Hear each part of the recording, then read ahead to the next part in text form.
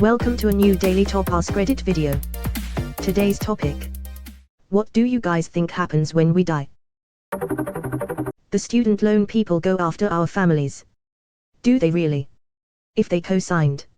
My mom died with student loans and they tried to come after us, but we told them to fuck off. By come after us they called a few times. Edit, since my comment was unclear. If someone co-signed, it gets passed to that person. My mom did not have a co-signer. She took out student loans and died. The stud loan people tried to collect on her family even though we had nothing to do with her loans.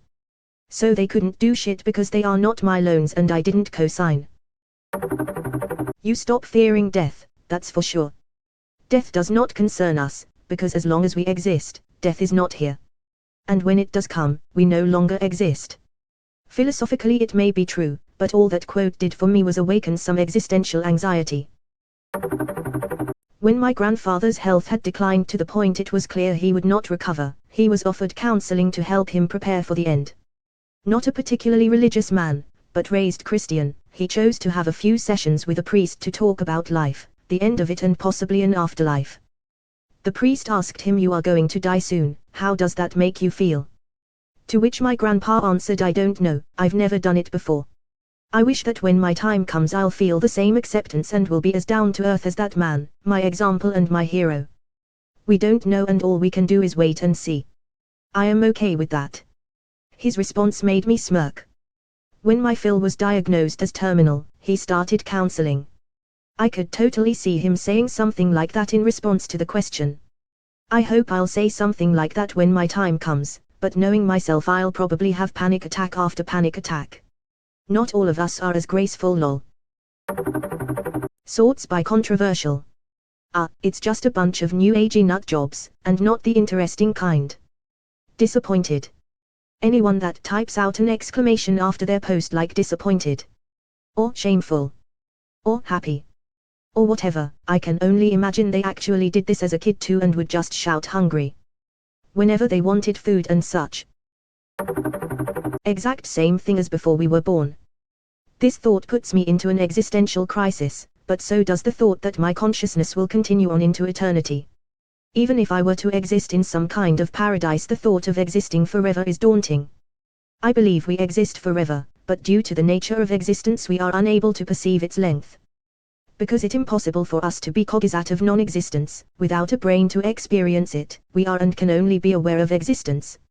So we will be other people, other beings, but since we can't retain information on our past lives we aren't aware of them. If we came from the void once, chances are we can come back from it again. That, or the universe is perpetually contracting and expanding. An infinite loop of big bangs, living lives again and again. Some instances we exist, others not. Different outcomes and choices every time. Edit, thank you very much for the awards and gold. Your memories, your feelings, and your personality are all part of your brain chemistry and thus tied to your physical body. If there is something left after, would you recognize it as you? Yep, you were already dead for billions of years. That's probably what happens when you die. If it were up to me, we'd reincarnate. Say the atoms that make up who you are eventually realign into some form of consciousness somewhere in the infinite universe.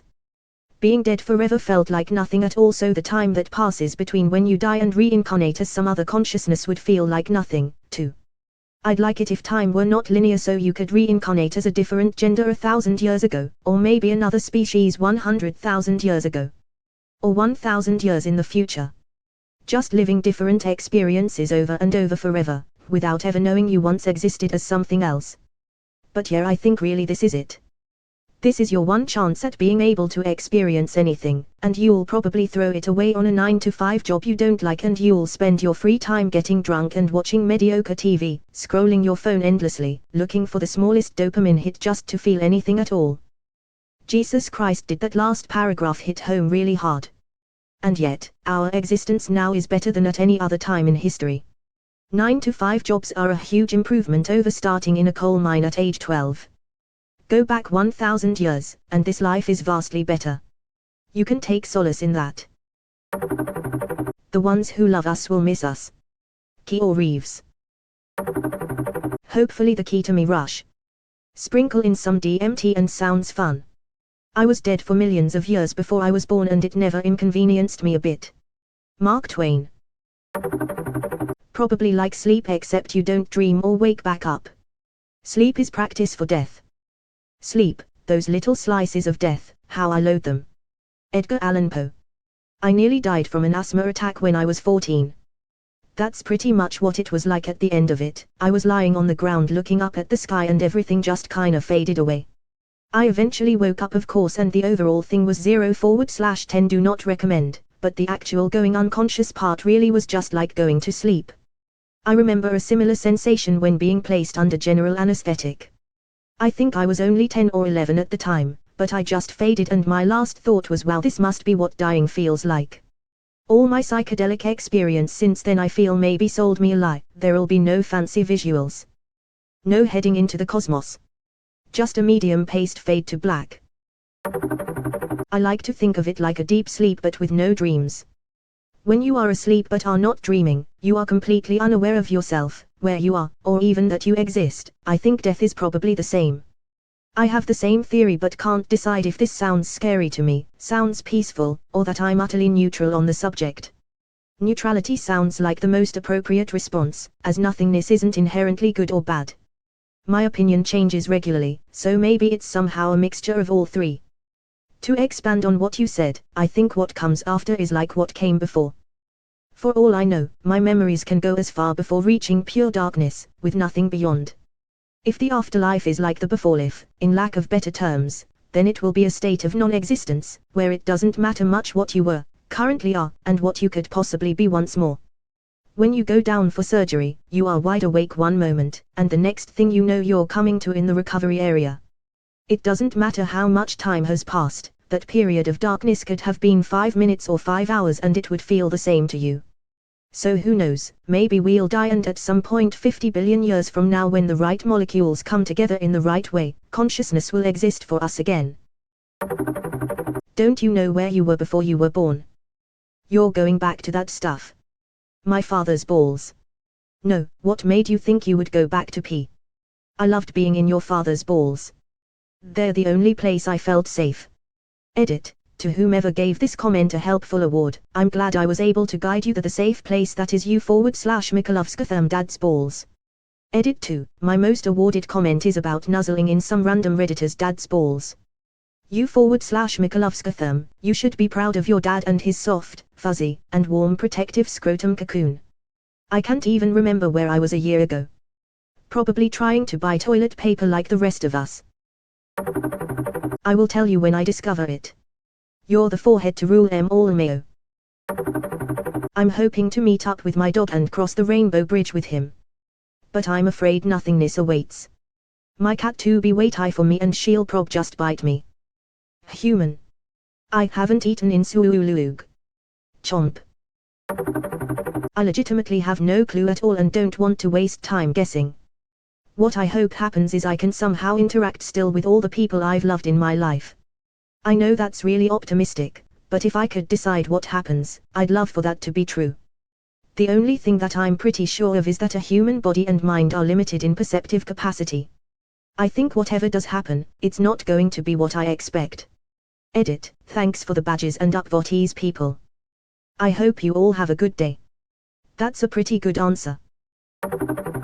Death is just another path, one that we all must take. The grey rain, curtain of this world rolls back and all turns to silver glass and then you see it. White shores and beyond, a far green mountain under a swift sunrise. J.R.R. Tolkien. That doesn't sound so bad. No. No it doesn't. If we're lucky, someone deletes our browser history. Blast my cache. I just want to hold my sons again and never have to let go. Edit. You all have absolutely melted me. I cry whenever I type something about my boys and you have all brought more tears to my eyes. It is so sad to see others go through this but somehow eerily comforting knowing it is natural and I am not alone. I do not deserve the awards but it means so much that people have thought enough of me to give them and to even comment.